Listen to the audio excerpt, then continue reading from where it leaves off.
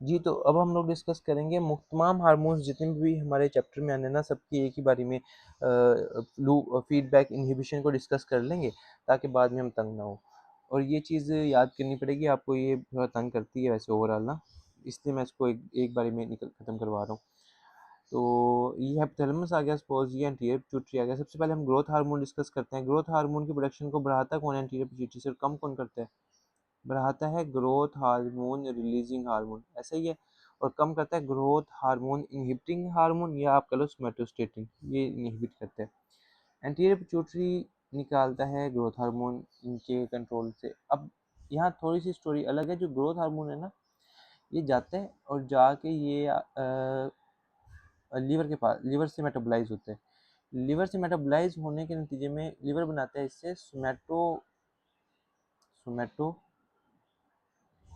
Median सी, ठीक है, somatomedin बनाते हैं, फिर इंसुलिन लाइक ग्रोथ फैक्टर बनाते हैं, वो भी इसी का नाम है, इंसुलिन लाइक ग्रोथ फैक्टर। सही है। अभी सिंप्लिसिटी के लिए हम लोग इसको इजी रख लेते हैं, इसको सोमैटोमीडियन कर लेते हैं, ठीक है, सोमैटोमीडियन, ठीक है, ये रिलीज करवाते हैं। अब इनके हमने देखते हैं कैसे ये फीडबैक इनहिबिशन करते हैं। तो इसमें सिंपल है कि जो ग्रोथ हार्मोन है ना इटसेल्फ, ये सोमैटोस्टेटिन की प्रोडक्शन को बढ़ाता है, मतलब अपने आप को इनहिबिट ही करवा रहा है ना, एंटीरियर पिट्यूटरी की इनहिबिशन करवाएगा जब सोमैटोस्टेटिन ज़्यादा आएगा। तो इसने बस इतना करना है, ठीक है। जबकि जो अपने पास सोमैटोमीडियन है, इसने ये करता है कि ये एंटीरियर मतलब सोमैटोस्टेटिन की प्रोडक्शन को भी ये ज़्यादा करता है, ठीक है। और ये डायरेक्टली जाके एंटीरियर पिट्यूटरी को भी इनहिबिट करते हैं। तो ये इसका ख़त्म हो गया, ठीक है, इतना याद रख लेंगे। ग्रोथ हार्मोन जो है वो डायरेक्टली सोमैटोस्टेटिन, मतलब सोमैटोस्टेटिन से यहाँ मुराद हो रहा है कि हाइपोथैलेमस, ग्रोथ हार्मोन हाइपोथैलेमस पे एक्ट करता है, सोमैटोस्टेटिन की प्रोडक्शन को बढ़ाते हैं। जो सोमैटोमीडियन है ये एंटीरियर पिट्यूटरी में भी एक्ट करता है और साथ में हाइपोथैलेमस पे भी एक्ट करता है। इसको इनहिबिट करता है और हाइपोथैलेमस से सोमैटोस्टेटिन की प्रोडक्शन को बढ़ाता है।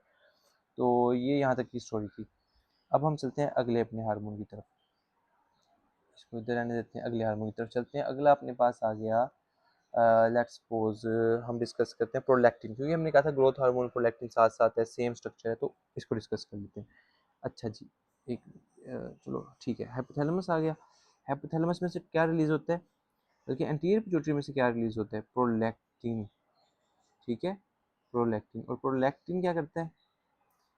काम तो इसको छोड़ें, ये ये आ गया प्रोलैक्टिन इनहिबिटिंग फैक्टर, जिसे जिसे डोपामिन भी हम कहते हैं, ठीक है, dopamine.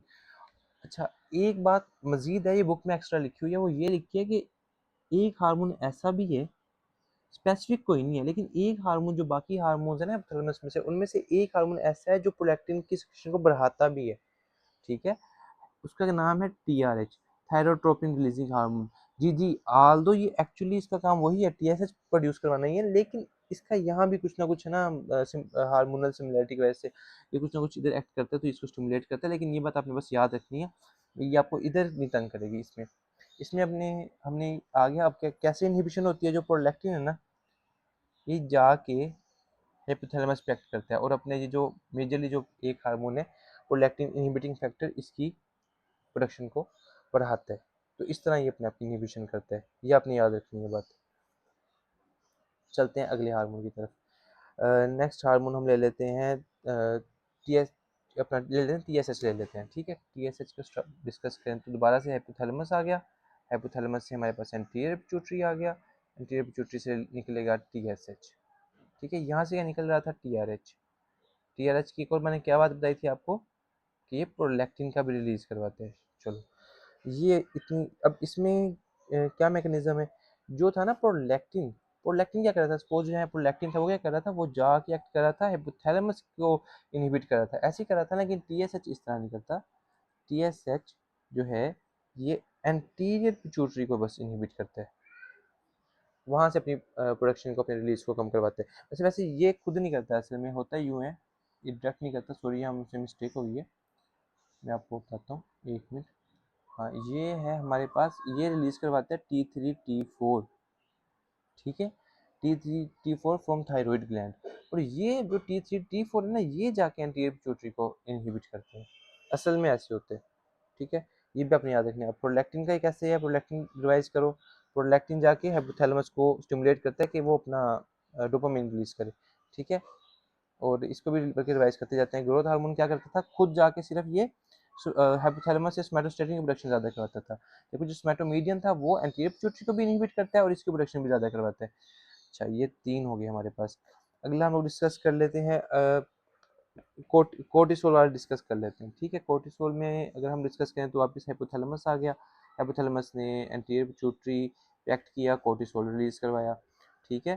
Cortisol sorry sorry sorry ACTH release करवाया, एंटीरियर पिट्यूटरी एक्ट किया, एसीटीएच रिलीज करवाया, एसीटीएच ने एड्रिनल ग्लैंड से कोर्टिसोल रिलीज करवाया, ठीक है। ये आ गया अपने पास। और हाइपोथैलेमस में कौन सा आता है, कोर्टिको रिलीजिंग हार्मोन। अच्छा, ये स्टोरी है इसकी। तो अब ये किस तरह इनहिबिशन आता है, इसमें भी ना वो अपना थायरोक्सिन जिस तरह करता है, टीएसएच का जिस तरह का काम है थोड़ा, उसके भी टीएसएच खुद तो नहीं कर रहा था, उसका भी जो T3 T4 है वही कर रहे थे ना, तो इसके भी T3 T4 एंटीरियर पिट्यूटरी को इनहिबिट करते हैं, ना सिर्फ एंटीरियर बल्कि हाइपोथैलेमस को भी ये इनहिबिट करते हैं। तो ये आ गई इसकी स्टोरी, ये आपने याद करनी है। अब हम लोगों को जी, तो हम लास्ट डिस्कस करेंगे अपना एफएसएच और एलएच। इसमें है कि हाइपोथैलेमस आ गया, हाइपोथैलेमस में से निकलता है गोनाडोट्रोपिन रिलीजिंग हार्मोन, और वो फिर एंटीरियर पिट्यूटरी से रिलीज करवाता है एफएसएच और एलएच। ये दोनों अलग अलग हैं, इनको इकट्ठे डिस्कस करेंगे हम लोग मेल्स में डिस्कस करते हैं बेसिकली, ठीक है। अच्छा, सबसे पहला मैं चेंज ये बताएं यहाँ से कौन सा मैंने आपको बताया था न्यूक्लियर जो कि प्रोड्यूस करता है एफएसएच और जो इसको जीएनआरएच को प्रोड्यूस करता है, मैंने आपको बताया था प्री ऑप्टिक न्यूक्लियर, ऐसे ही है ना। लेकिन आप बुक में देखोगे उधर लिखा होगा आर्कुएट न्यूक्लियस। तो यहाँ क्या हुआ, असल में ना होता ऐसा ही है कि प्री ऑप्टिक में ही प्रोडक्शन होती है। प्रोडक्शन क्या होती है इनकी जीएनआरएच की, प्री ऑप्टिक में। लेकिन जो आर्कुएट न्यूक्लियस है ना, वो पल्सेटाइल रिलीज करवाते हैं। पल्सेटाइल मतलब पल्सेटाइल रिलीज, ठीक है। वो होता है आर्कुएट से, मतलब यहाँ से आता है इसके पास और ये रिलीज करवाता है पल्सेटाइल। तो इस वजह से ना बुक में आर्कुएट मेंशन है। और इसी तरह एक हम लोग डिजीज पढ़ेंगे, बल्कि उसमें एफसीपीएस में हम लोग पढ़ते हैं, उसमें था कार्लमैन सिंड्रोम। अगर आप को आइडिया हो इस बीमारी का, कार्लमैन सिंड्रोम में यही होता है कि जो किसी वजह से ना किसी वजह से आर्कुएट जो है अपना ये न्यूक्लियस ये इसका मसला बनता है, ठीक है। इसकी खराबी हो जाती है जिसकी वजह से जीएनआरएच का रिलीज नहीं हो पाता, ठीक है। और एज ए रिजल्ट उस बंदे में फिर वो क्या कहते हैं ए फर्टाइल हो जाता है, इनफर्टिलिटी आ जाती है उस बंदे में।